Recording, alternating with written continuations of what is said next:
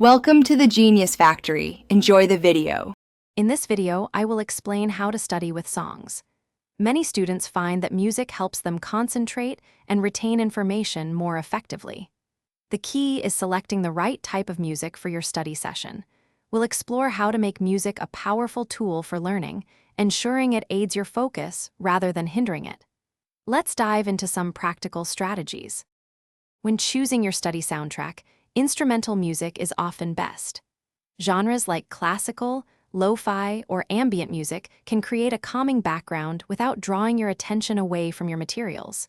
If you prefer songs with lyrics, opt for those you know well, as new lyrics can be very distracting. Remember to keep the volume at a comfortable, consistent level. Creating an ideal study environment is crucial when incorporating music. Using headphones can help block out other distractions and keep your focus on your work. Make sure your study space is tidy and organized, promoting a clear mind.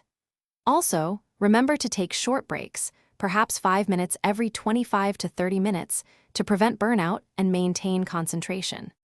For advanced techniques, consider matching the music tempo to your study task. Upbeat music might suit creative work, while slower tunes are better for reading.